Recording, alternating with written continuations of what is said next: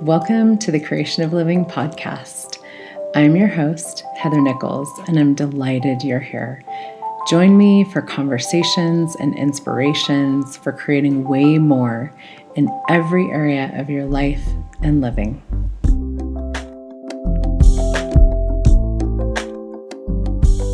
Hello and welcome everybody to the Creation of Living podcast.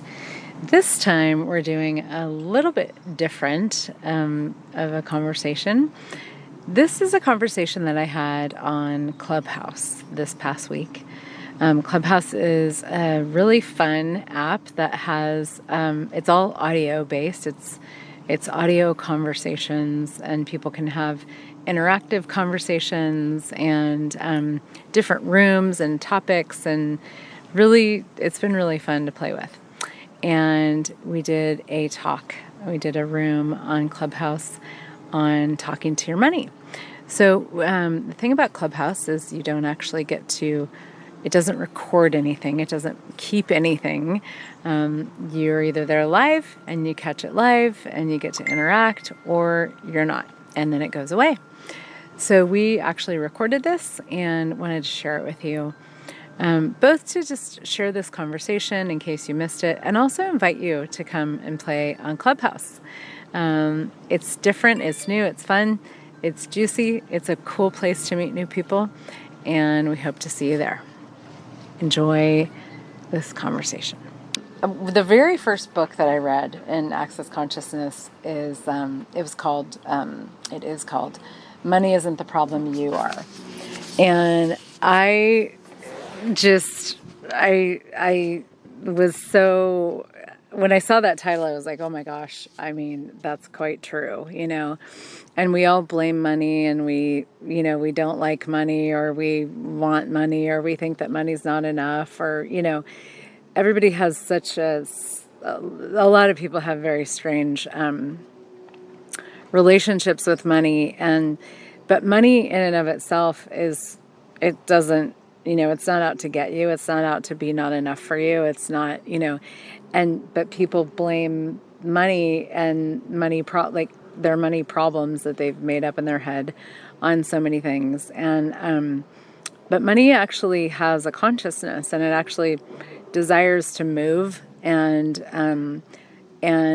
go where it's going to actually create greater, and go where it can actually be used for, creating a greater world. And what if you could actually use money to create a greater world? What if we could all use money to create a greater world? And when I heard this, I was like, oh my gosh, I was so grateful that somebody was actually speaking to something that I have always known and desired to see in the world. But nobody had ever really invited me to have that as my reality. And I just, it was like, there's something that's been so cool for me about all of the conversations I've had in Access Consciousness over the years. 'Cause it has always been this invitation for just a tweak to have a different perspective, a different point of view on something, where I go, oh, wait, this is something I've always known. This is something that's always been true for me, but I didn't realize it because I don't see it in the world anywhere, and nobody else is being it or doing it. And, we think we have to do things the way that the rest of the world does them. We think we have to, especially with money. It's like, I actually just came off of a meeting with a financial planner, and the past 2 hours was meeting with this financial planner. And he said, he was a great guy, but he was like, I don't play with money. And I was like, oh, well, I do. And so I realized once I started tapping into these conversations with money, it was like, oh, I'm actually really different with money, and he was asking us like, okay, so, he was looking at retirement, and I'm like, well, I'm not going to retire ever. Like, I'm never going to not have cash flow coming into my life. I was like, when I retire, is basically when I die, because I love what I do. I can't imagine not doing it.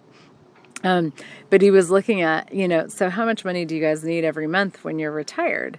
And I gave him a number, and he was like, well, that's a big number, And it's like, well, yeah, I mean, I like money. I like to have it. I like to play with it. I like to create it, and why not, And I realized that one of the things that the conversations in Access Consciousness have been for me is really helping me to see how differently I function with everything. And money is definitely one of those areas where it's like, for a lot of us, it's not hugely significant, even though we make it significant, but it's not actually significant.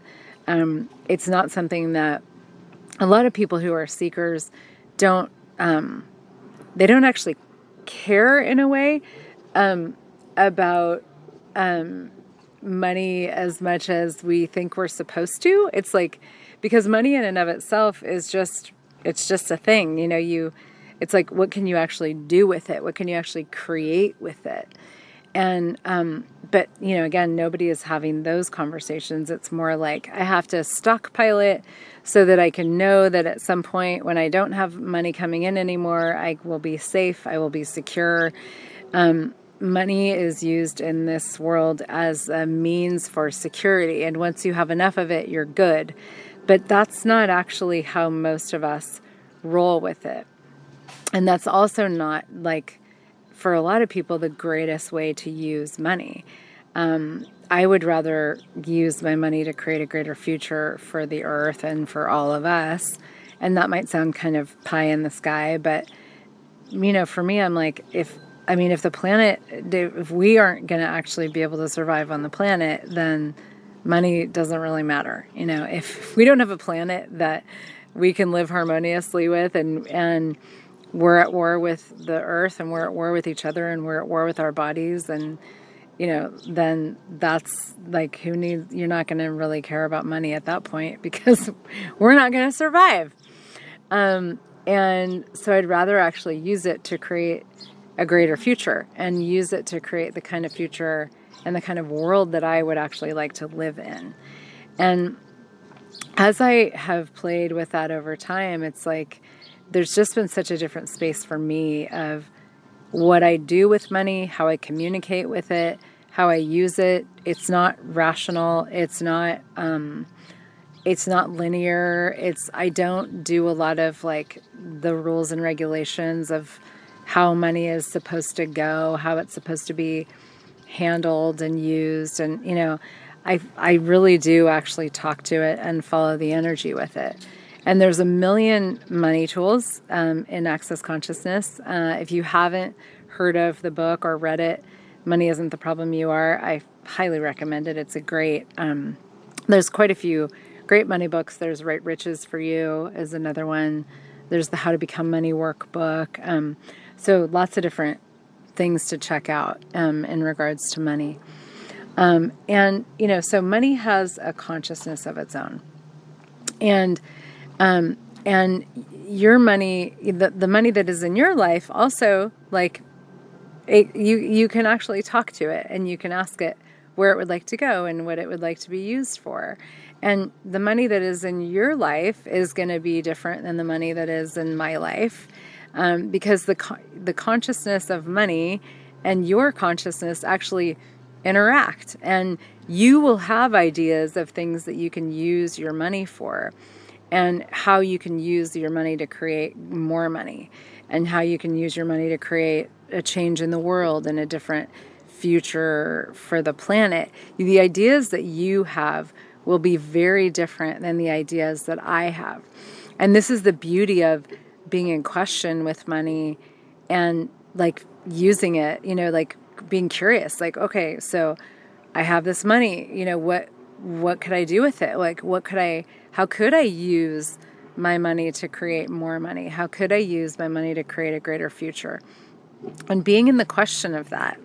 And that is, if you're willing to have those conversations, so to speak, with money, with your money, and ask those questions and then follow the energy, like make the choices that present themselves to you through whatever you would call it, your awareness, your intuition, just a gut feeling that you have.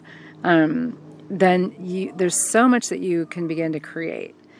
I look at, years ago this is before I was really willing to make my own choices with money without consulting somebody else. When I was in my 20s, my dad is, he's very wealthy and he's created a lot of money, and he's, in his own way, and it wouldn't be the way that I would do it. But I always sort of deferred to him with my money, because, I had decided that he was the genius in the family, in regards to money, and he's very good with it, but he's not me. The way that my dad is with money is different than how I'll be with money. And I remember a few different conversations that I had with him where I just knew, oh, I'd like to take this money from here and invest it here. Or I'd like to, like at one point I had a lot of money in the stock market, and I was like, it's time to sell it. Like, it's time to sell all my stocks and buy real estate, And my dad was like, no, you should leave it in the stock market, all these reasons why. Well, a few months later was a massive downturn in the stock market and a massive upturn in the real estate market. And so there were so many times in my life where I knew that I should do something with my money. Like, I knew I should pull it out or move it or, whatever. And I didn't listen to my intuition, my gut, my awareness. And I looked back and went, oh man, but cryptocurrency, like I invested in cryptocurrency years ago. I had a sense that cryptocurrency was going to be something that would make a lot of money. And I invested in a coin that actually ended up going, belly up or whatever. But I did have a sense of like the future that cryptocurrency was going to have.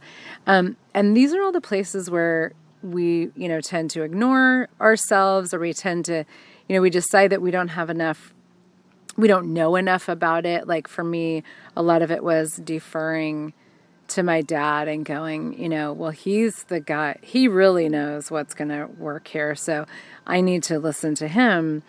But anywhere in your life that you do that, you give up your knowing, you turn over your voice, you turn over what's true for you and your knowing to somebody else, somebody who is outside of you. And that will always create a diminishment in your life and what you can create. It will also create a diminishment in your money flows. So what if you actually could start to trust you with money? What if you could start to trust money with you? What if you could start to trust that money is always actually going to be there? That's one of the things that we don't tend to trust, and when we don't trust that money is going to be there, we get really freaky about it, and we think we need to, hoard it and, like amass tons of money. And it's like, but then there's sort of this lingering point of view that it's going to go away, and our point of view tends to create our reality. And so then oftentimes it does. So what would it be like if you trusted that money had your back? Money was always going to be there, however that is for you. And you actually trusted you with money. And you trusted that what you know to do with money is unique to you.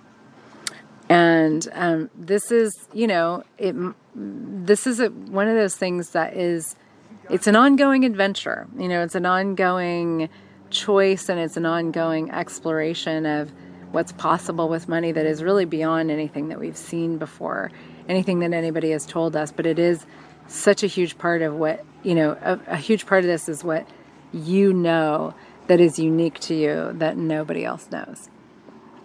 Heather, I have a question for you real quick about something you said that popped for me was the idea of managing your money, which is where oftentimes we allow or hire others to manage that for us. Can you speak to the idea of, sure, like sometimes we need a tax accountant or an investment person for sure to help us manage that money. But how can we talk to our money that's being managed so that relationship with it is there and is a contribution to us? Yeah. Oh, that's such a great question. Yeah. And, one of the things I always say about these types of, consultants and conversations is that people, like anybody that you bring into your life to consult with you on anything like this, you want to, what I see is that their role is to actually provide me with information that I don't have. And people that are really good at what they do, like accountants or like this financial planner that I just met with, I see his role as he has a wealth of information that I don't have about finances and investing and, sort of long-term financial planning and the legalities of it and all of that. He has a lot of information that I don't have, but what I have that he doesn't have is awareness. And I mean, he has awareness too, but I have my own awareness. And so for me, his purpose in my life is to be somebody who can provide me with information.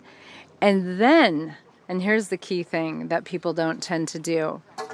People tend to not take in information and actually sort of run it through their awareness, because different things are going to be true and different things are going to contribute to different people in different ways. And so for me, it's like take in the information, but take it a step further and allow that information to give me awareness about what I can do, what I can choose, what's going to be the best, course for me or whatever.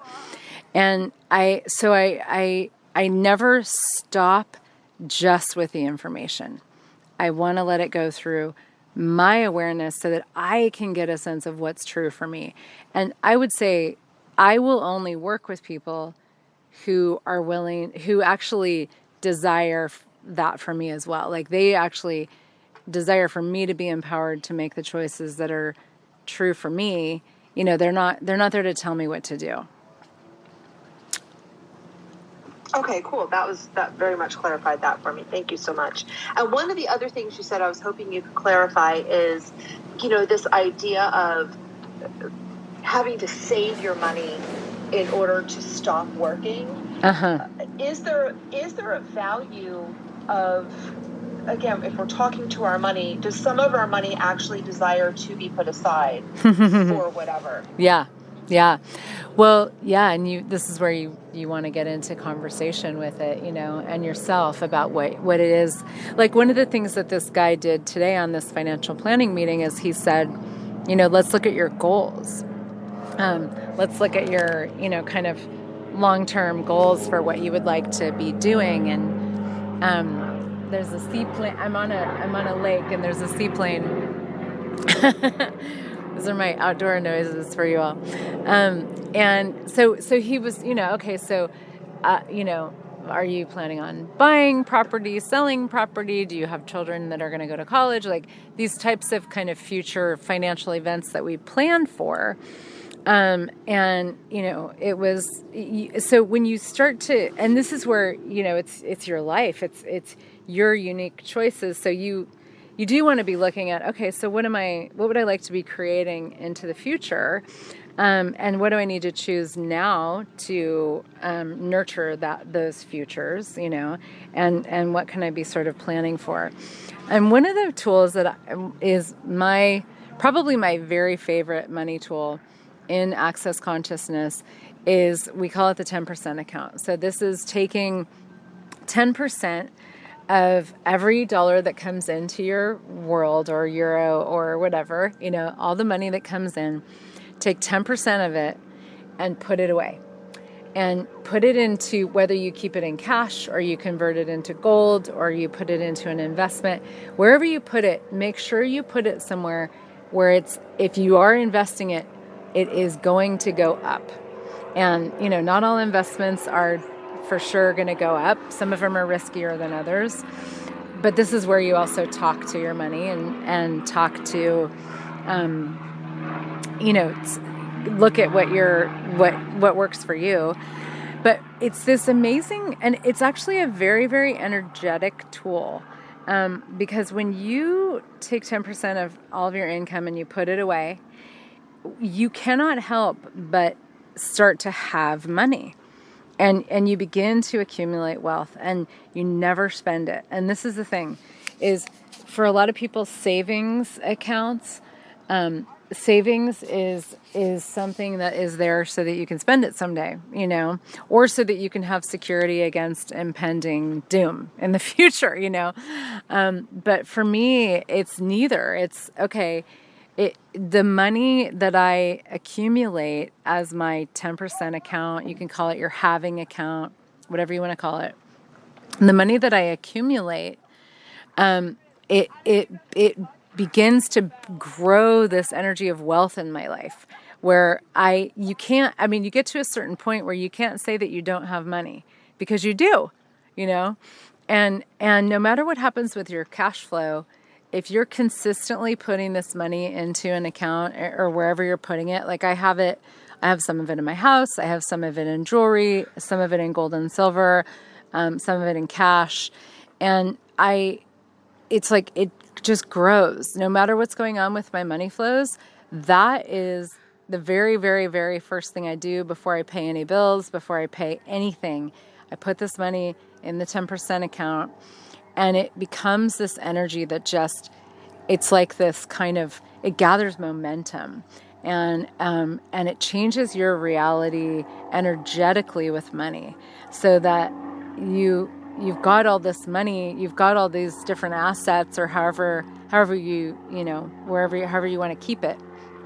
You have all of these different assets or wealth or cash or whatever, and you can never actually, it gets to a point where there's never an energy of lack again.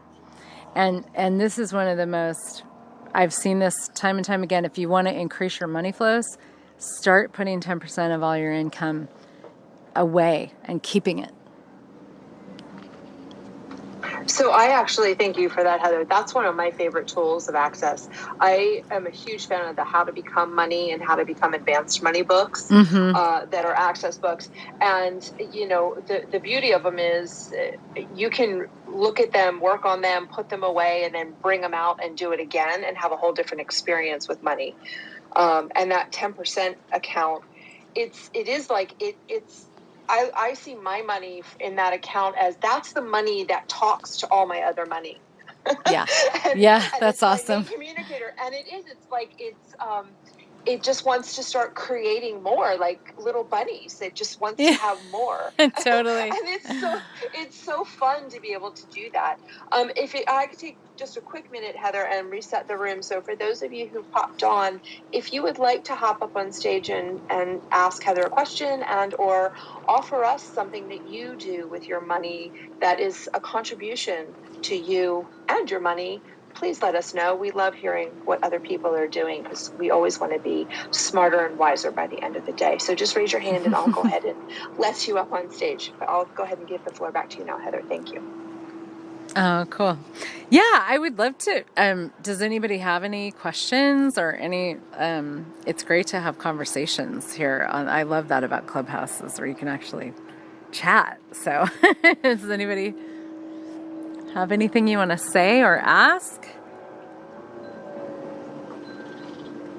I have a ton of questions. I can always ask. So okay. until somebody else jumps up, I'll go ahead and keep going. Okay. When you're looking at your money in it, like how we posted it today was, what if money was your lover, or it was your best friend that knew all of your secret desires? Could we talk about the stuff of want versus need, and how to know when, are we being greedy or are we wanting too much, and what that does with money? Yeah, great question.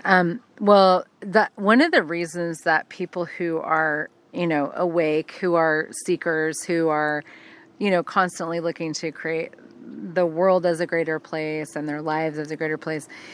One of the things that actually, a lot of people who would, kind of fall in that camp, actually, tend to not desire, like outwardly desire money. They might desire it secretively, because money is seen as such a bad thing in our world. It really has gotten a very bad rap.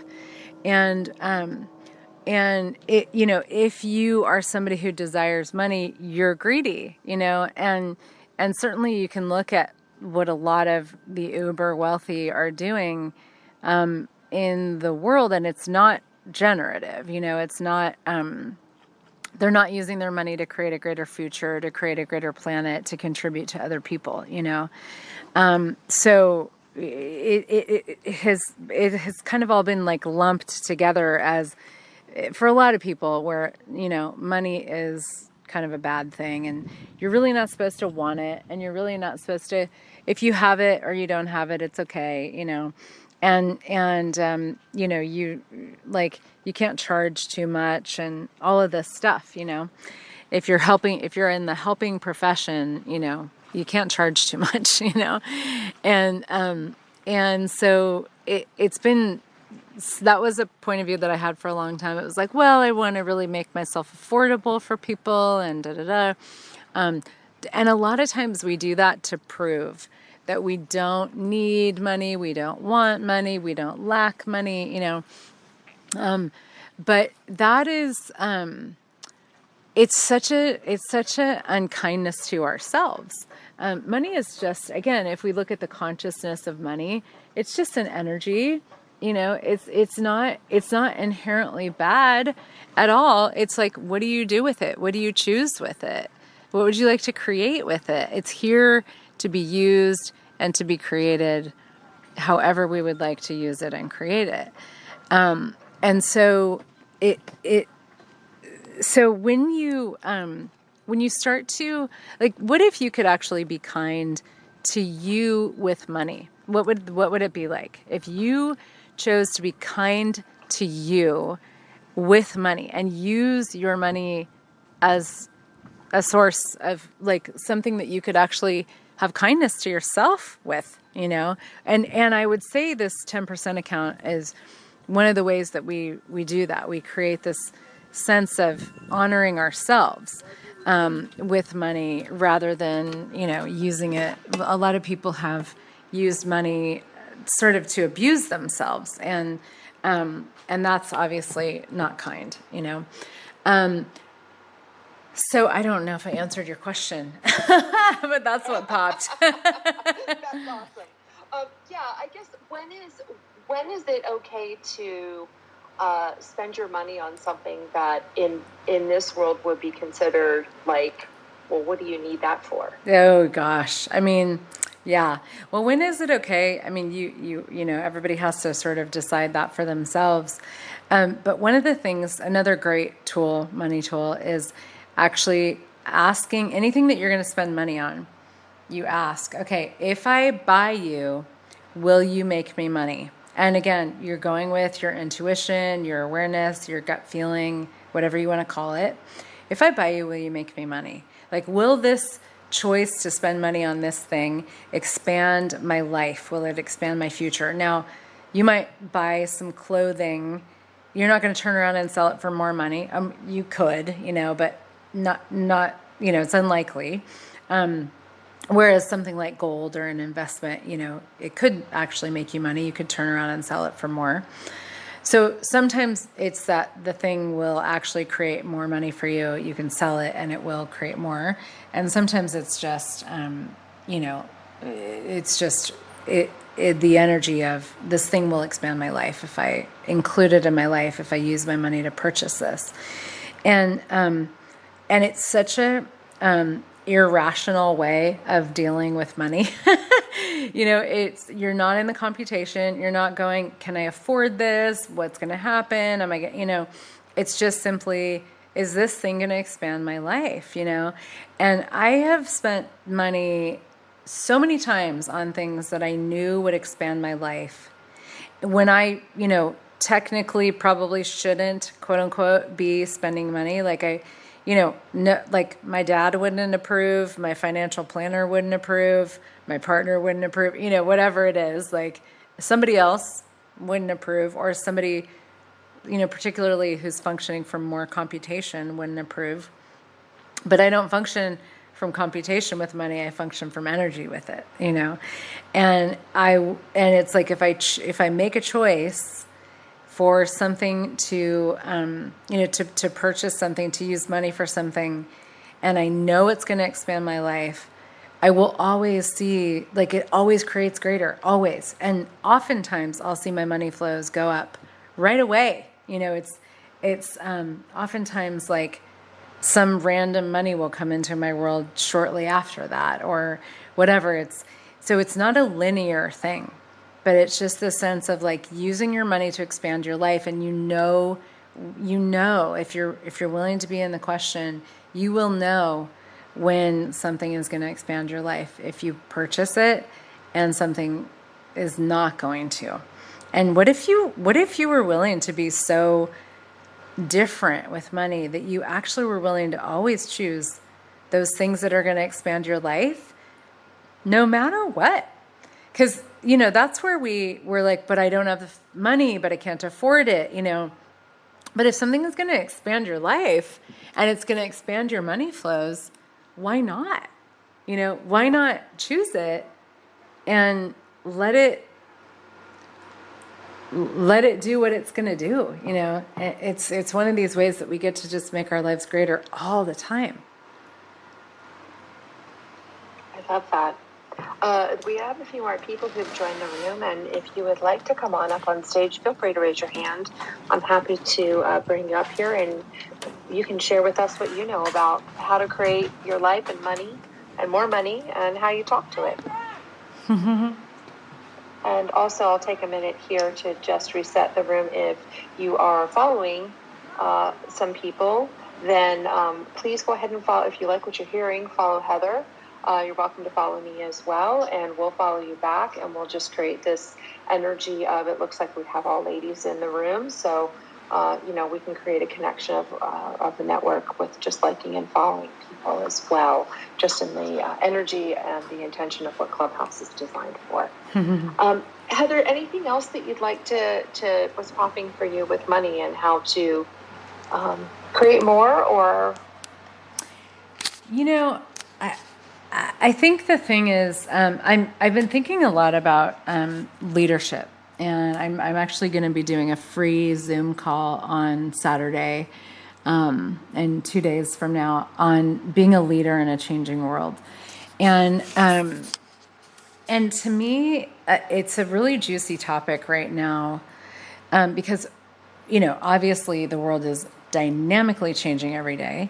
And it is becoming, the economic markets, the financial world is changing very, very dynamically every day.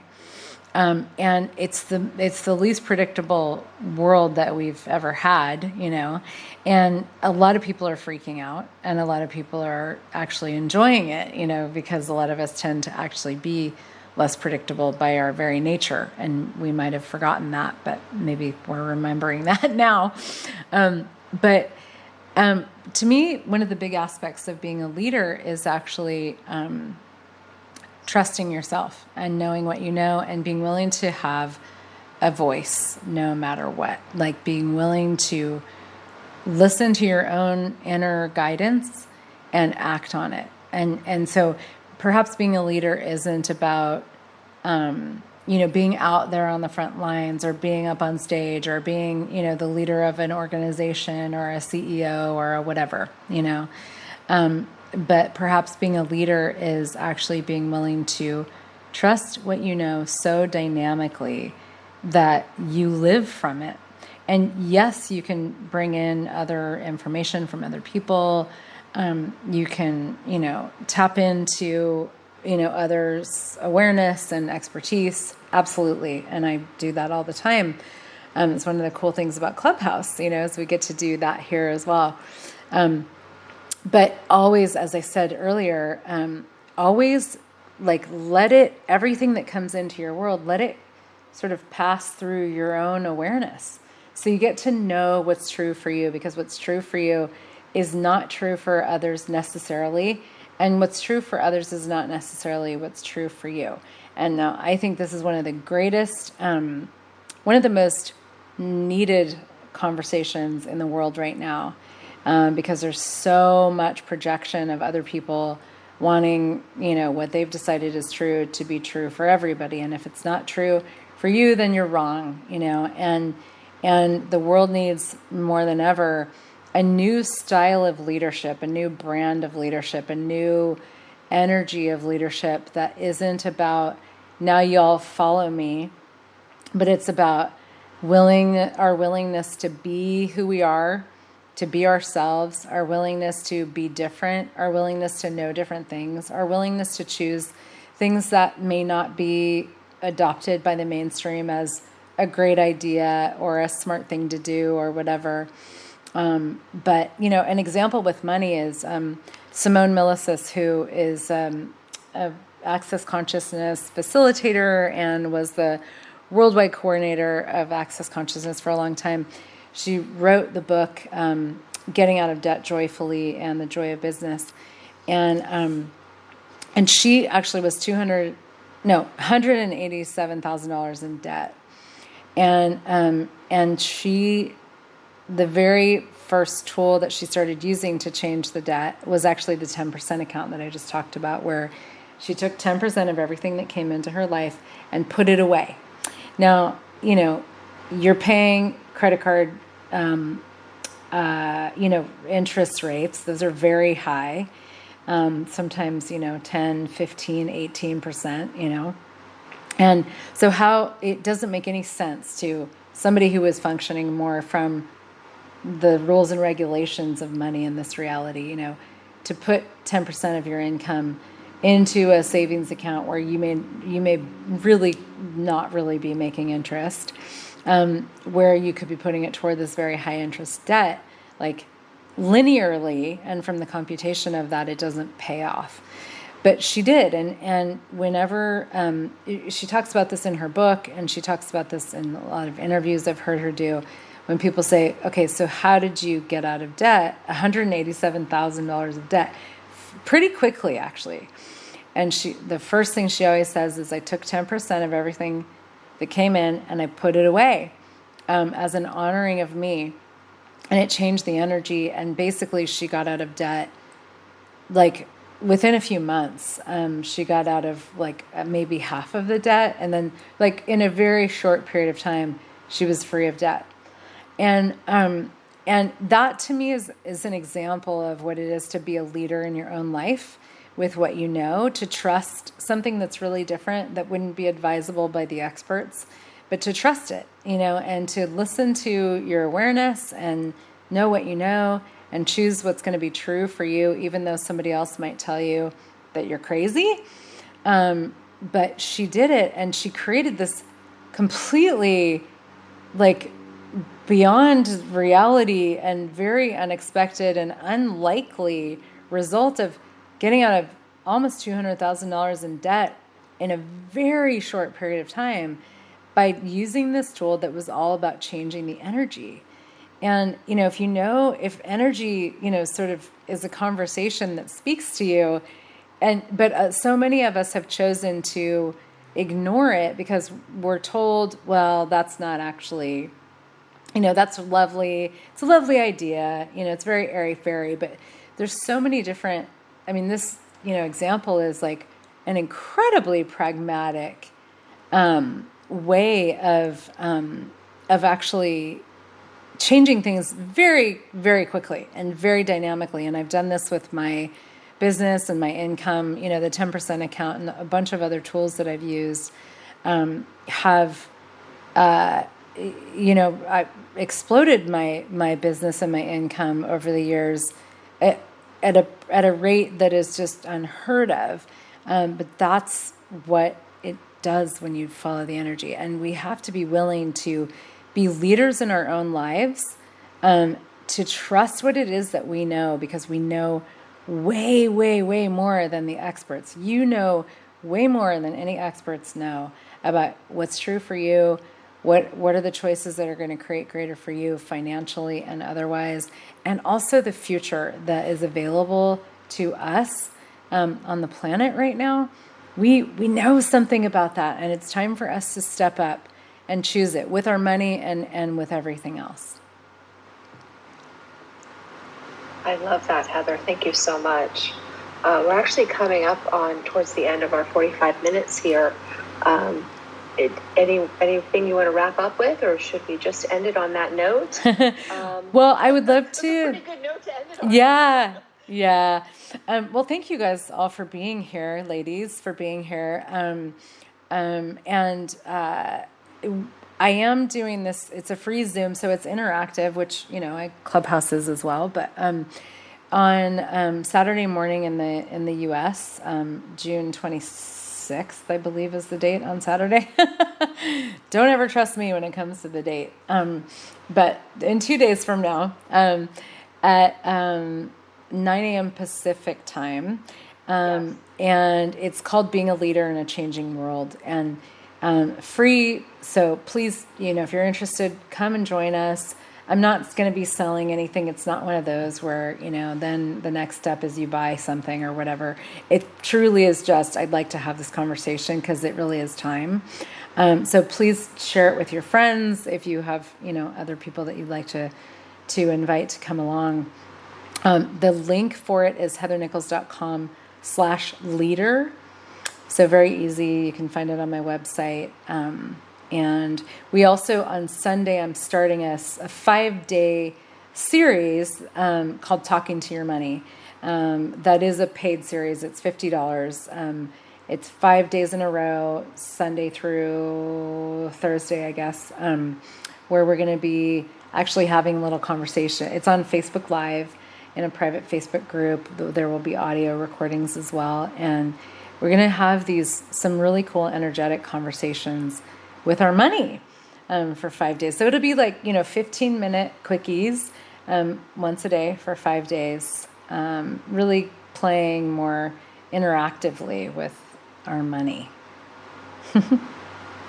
Awesome. And if you did want to join in on Heather's free Zoom, if you just go ahead and follow her, that'll link you to her Instagram page. And I know that the invitation to that free Zoom is on your Insta page, Heather. Okay, cool. And the money one is, I don't remember what the link is, but if you go to my website, heathernichols.com, it's all there. Go on to the events or the classes page and everything's there. So excellent. Yeah. Thank you so much. I appreciate your time today. And thank you to those of you in the audience listening. And if you have any questions for us, feel free to ping us via Instagram or LinkedIn or directly through the website email, and we can answer those questions for you. Thank you so much. Thanks, everybody. Thanks, Elena. You're welcome. Take care. Bye-bye. Thank you for joining me for the Creation of Living podcast. If you enjoyed this episode, please share it and leave me a review. If you would like more, you can find all kinds of resources and upcoming events at heathernichols.com. Until next time, remember, my beautiful friends, the world thrives when you do.